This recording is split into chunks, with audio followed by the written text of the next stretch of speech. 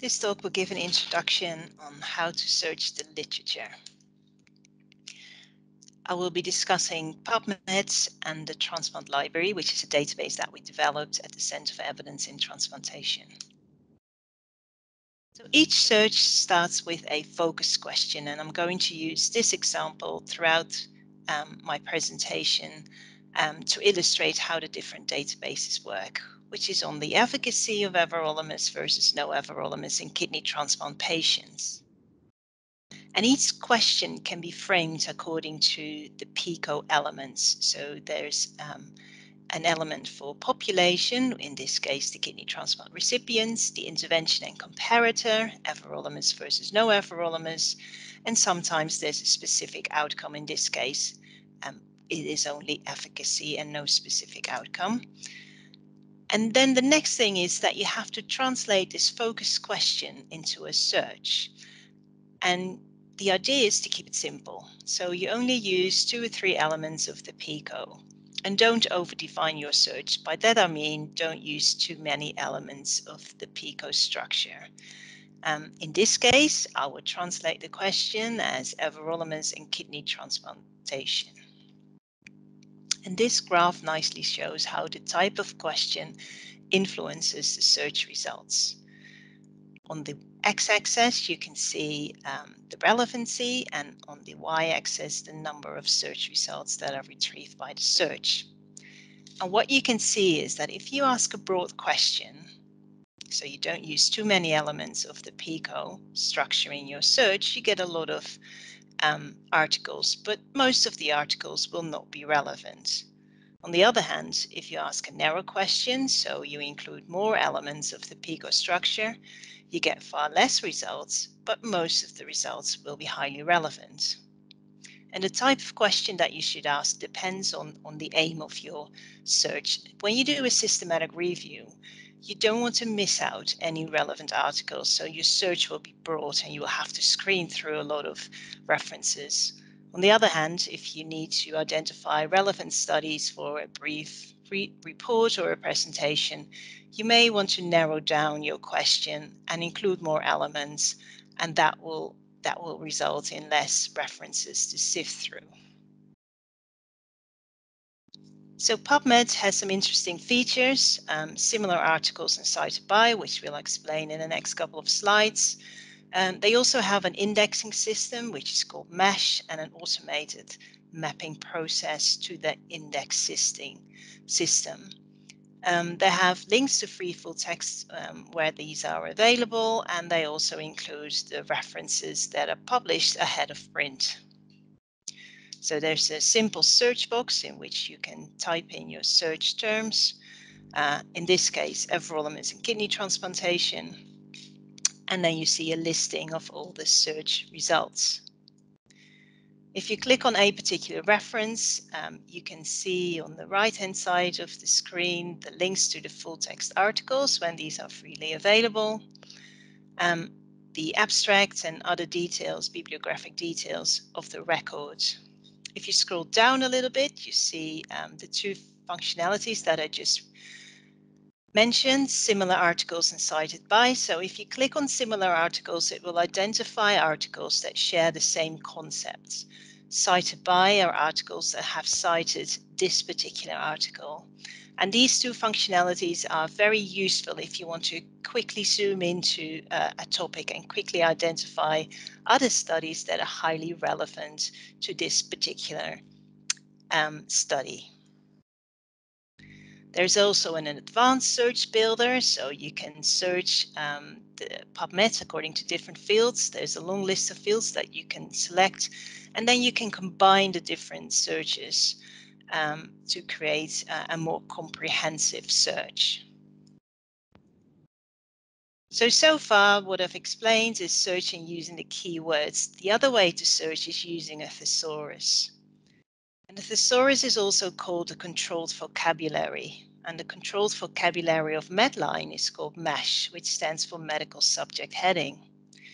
And what it means is that each article in Medline is indexed according to MESH terms. and that articles on the same topic are indexed according to the same MeSH terms. And searching using MeSH is a very precise way of searching, because you search the index term and not the wording that was actually used by the authors. And the good thing about PubMed is that it has an automated mapping process. So it will map the keywords to a MeSH term. You don't have to do that. PubMed will do it for you. So on the initial search, the homepage, there is a link to the MeSH database. And when you click on that, you can type in a search term to see if there's a MeSH term for the particular search term that you're interested in. So I've typed in kidney transplantation, and you can see that kidney transplantation is a MeSH term.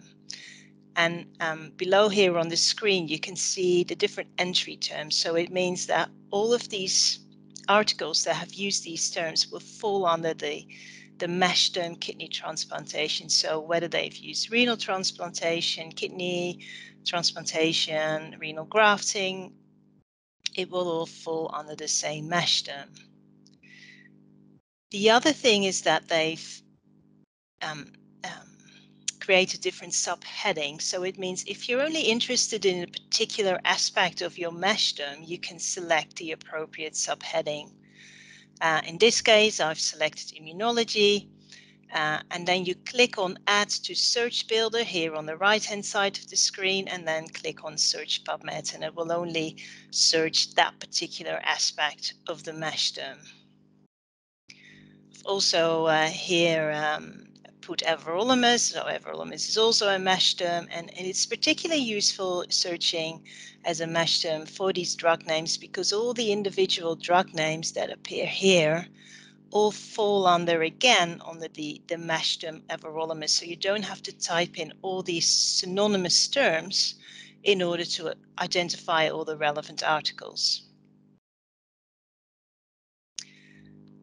And as I said earlier, PubMed will automatically map your search term to a MeSH term, and you can see that here. So the search is kidney transplantation, and then you can see the translation. So it has translated kidney transplantation to kidney transplantation as a MeSH term, in addition to kidney transplantation as a keyword. When you do a search for a clinical practice guideline, it's important that you report your search for evidence so that the readers of the guideline are assured that you have tried everything to identify all the relevant evidence for the guideline. So you need to report the databases that you've searched, the actual search terms that you've used. So you can put the individual search terms. Ideally, you can put the whole search string. Most platforms allow you to save the search, so you do it once and you just have to run the search if you need it for future reference. And then it's important to make a note of the search date. And then when you update the guideline, you just rerun the saved search from the previous search date. So you don't have to go back to all the previous literature. When you search, you should use Boolean operators. So you can use or when you search synonymous terms. You use and when you want to combine different terms, or not when you want to exclude certain terms. You can apply limits where relevant. You can apply a limit for publication date, for language or population. And just remember that you shouldn't use too many search terms and that you should use the subject headings in addition to the keywords. The next database is the Transplant Library, which was developed by our center, and it was developed with the aim to simplify searching for high-quality evidence in organ transplantation.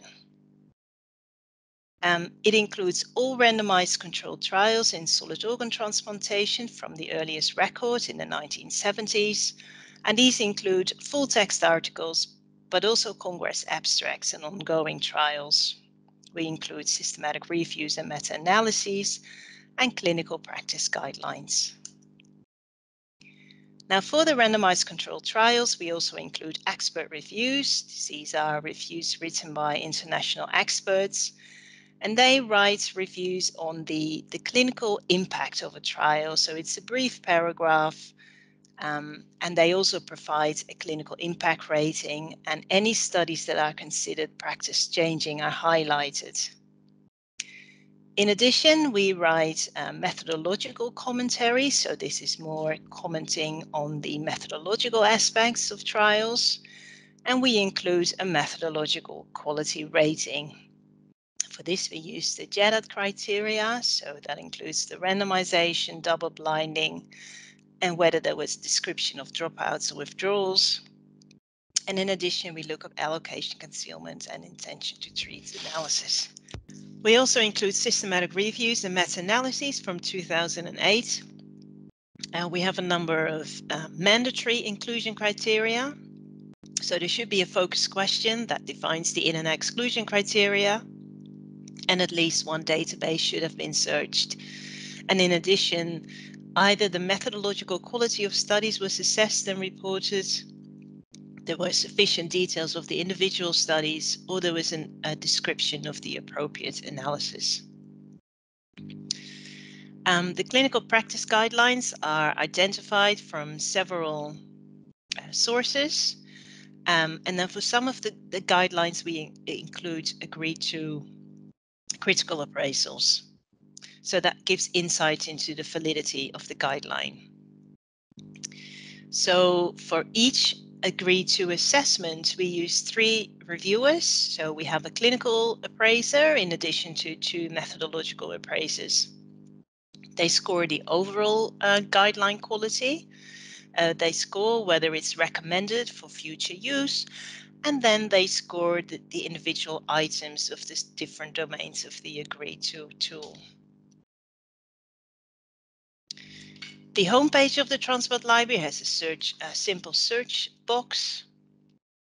So in our case, we type in everolimus, and then you can see a listing of all the different trials that are identified, or studies that are identified by the search. In the menu on your left-hand side, there are several limits. There is a limit for full text. There is also a limit for expert opinion. So these are studies that include, for example, a CT conclusion, an expert review, or are considered practice changing. And if you scroll down on the screen, there's also a limit for organ. In this case, we are interested in kidney transplantation, so we just click on kidney, and this will limit the search to only studies in kidney transplantation. Below that, there is a limit for publication type, and I've selected randomized controlled trial because that's what we're interested in.